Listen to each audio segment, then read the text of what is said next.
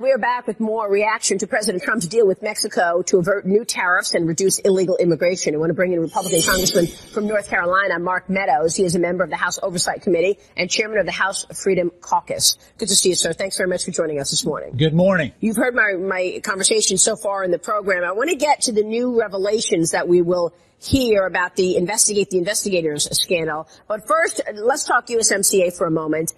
Your reaction to the president's dealings with Mexico and what this means for that agreement. Well, I think the president has acted appropriately, and in spite of opposition from my Democrat colleagues. You know, it's amazing, Maria. Here we are with a deal that has unprecedented scope, unprecedented commitment on behalf of the Mexican government to help us at the border, and we're getting more cooperation from the Mexican government than we are the Democrats on Capitol Hill. And yet, what we see is this president is serious about securing our border, but he's also serious about doing a trade deal with Mexico and Canada. I'm hopeful that cooler heads will prevail, and I think that a vote before August is critical if we're going to get this done. Well, it's critical, but will it happen? I mean, right now, you heard what Debbie Dingell says, and there are other Democrats who say we need changes in that agreement before I actually vote for it. Do you think it is, in fact, going to come down to the floor for a vote before your August recess? Well, I think it will come down for a vote before our August recess. Obviously, I don't want to speak on behalf of Speaker Pelosi, but I can tell you if it doesn't, the chances of it actually passing as we get closer to 2020 diminish. And I can tell you there are a number of us that are committed to making sure that U.S. trade and the American worker are protected. And Debbie Dingell is a very thoughtful member of Congress. Hopefully we'll be able to get together and make sure that that happens in the latter part of July. But has the initial notice been sent, in fact, which starts the clock ticking, according to the Trade Authority? Well, you're right to point that out. Actually, the White House has given the first of those notices to Congress. There's actually a multi-step process, but that has been set in motion, was, just a week or so ago, prior to the president leaving. So hopefully we'll be able to see that as we all come together here in the next 6 weeks. All right. Well, so then you do think it comes to the floor for a vote before the August recess then?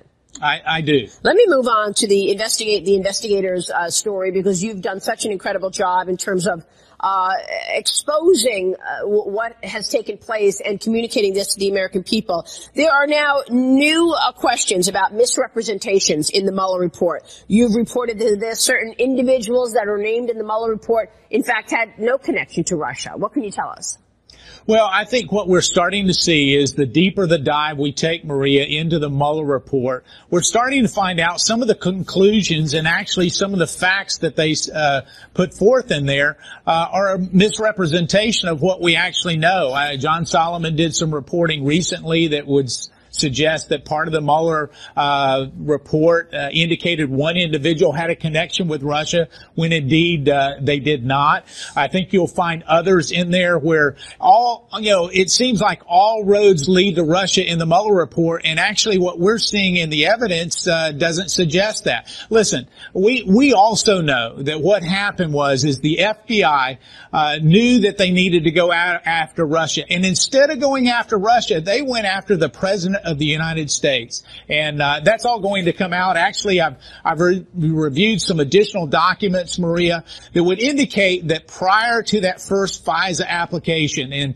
you're going to have Carter Page on here in just a little bit, but prior to that first FISA application, Peter Strzok, Andy McCabe, and others at the FBI knew that Christopher Steele's dossier was not credible, and they did a rush to make sure that they could actually surveil him. That will come out because there's a cover-up that happened within certain realms at the FBI. And that's going to come out sooner rather than later. We are facing a big week in terms of the revelation of some of this stuff. I know that the president has announced or said that he will declassify certain documents. He has given the authority to the AG, Bill Barr, to declassify. Some of those documents will be revealed this upcoming week, correct?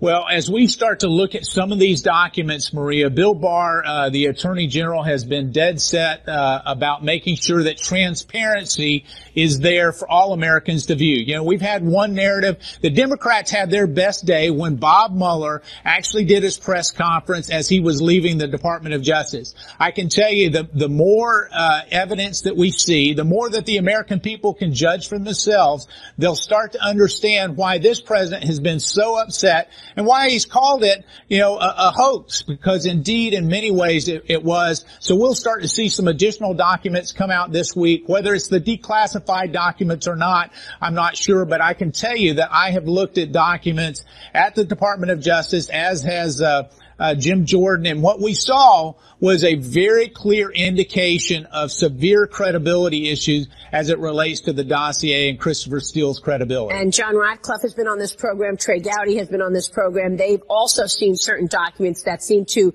indicate the same. Here's what Trey Gowdy told us about certain documents that we have not seen so far, but they will be released soon.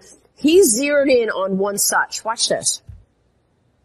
The FBI agent's conversations with George Papadopoulos is because when an FBI agent sends in informants to someone they're looking at, typically those conversations are recorded, right? Those people are wired.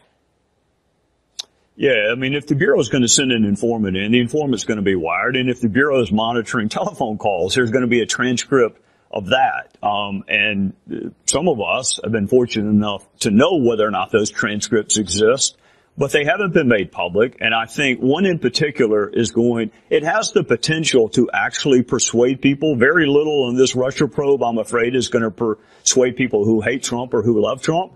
But there is some information in these transcripts that I think has the potential to be a game changer if it's ever made public. Are we going to see those transcripts next week? Well, I don't know that we will, but I do agree with Mr. Gowdy that what he has been able to see, and I want to stress that I haven't seen it, that's a classified document, and I've tried to put the pieces of the puzzle together without that. Yeah. But what he's referring to is actually transcripts, I believe, of George Papadopoulos that would show that he was innocent, and yet we somehow have convicted and indicted him as being this guilty Russian collusion. That's right. Mark Meadows, stay right there. I want to talk just about that when we come right back. Stay with us. Welcome back, and we are back with House Freedom Caucus Chairman Mark Meadows. And Mr. Chairman, you just said a minute ago that one of the documents that Trey Gowdy perhaps was referring to was a document where George Papadopoulos, who was surveilled by the FBI, was talking with one of the intel sources, and I think it's an informant that came at him, and that was, of course, Halper in the UK. Yeah, when we look at all of this, the fine work that actually Devin Nunes, John Ratcliffe, Jim Jordan, Matt Gaetz, and Trey Gowdy have done on this particular issue actually will only be authenticated when we declassify some of these documents. And if indeed there are transcripts of George Papadopoulos indicating that not only was he not colluding with Russia, but that indeed he was being surveilled at the time. Here's the interesting thing, Maria. We have Mr. Clapper, John Brennan, all of them saying, well, we can't get rid of sources and methods, and they're right. We need to protect those. But at the same time, they're saying people weren't spied on. Well, you wouldn't have to protect sources and methods if indeed Trump associates weren't spied on by our government and others. And so I can think as we start to put this forward, what the American people will hopefully see is indeed a lot of bias on behalf of just a few at the FBI. Well, especially since what we're reading in the Mueller report are names like Kilimnik,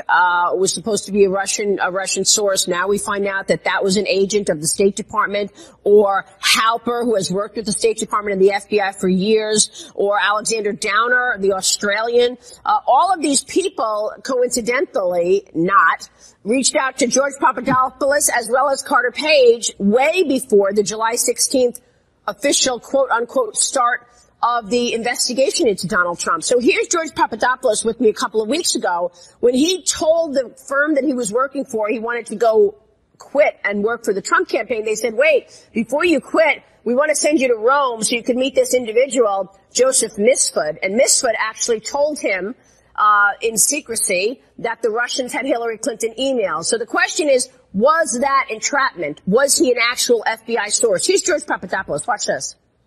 So he tells you Russia has emails of Hillary Clinton's, and this is the bomb that you feel was the whole reason that they wanted you to go to Rome to meet him, because they wanted him to tell you about these emails that Russia had of Hillary Clinton. Is that right? That's absolutely correct. I think this person was some sort of plant. He's been outed recently living openly next to the U.S. Embassy in Rome. He's being protected actually by Italian intelligence right now, so and he's gone missing for 2 years. They wanted you to go back and tell Trump about Russia having Hillary Clinton emails. Did you do that? Absolutely not. That wasn't my job. So all of these misconceptions and misrepresentations in the Mueller report, is there going to be accountability here, Congressman? I mean, you talk about John Brennan, Peter Strzok, Andrew McCabe, Jim Comey, this cabal of people that created this narrative that the president was colluding with Russia. Will we see accountability?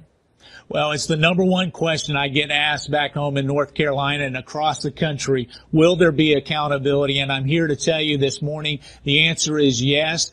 Bill Barr is serious about making sure that we reset and reestablish the reputation of the FBI and the Department of Justice. And I can tell you that unless someone actually goes to jail, most of the people will think that accountability didn't happen. But I believe, based on the documents I've seen, that crimes were committed and people need to go to jail. And what about the IG report? A word on that, because we've all been waiting for this. A couple of weeks ago, you were on with me, and you said to expect it within the month. Now we're being told maybe it's a little longer than that. What can you tell us? Michael Horowitz's report.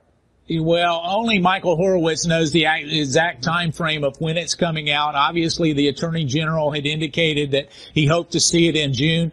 I'm not as optimistic now, and one of the reasons for that is additional information has been given to the Inspector General for them to investigate. I would rather them get it right than get it fast, and I believe their whole team is doing a very good job in making sure that they hold those people accountable like you just spoke about. So just to be clear, we're not going to get the IG report. It's unlikely that we're going to get the IG report in June. What about July? Now that's my opinion. I can tell you, Inspector Horowitz, obviously hasn't communicated that, to my knowledge, to anybody on Capitol Hill. But based on what I'm seeing in terms of additional information being shared with him, I think it'll be a while. Okay, so it'll be a while because he's gathering more information. And in terms of Mueller, do you want him to come down and testify? You saw him in his press conference last week. He said, I'm done. The report speaks for itself. Well,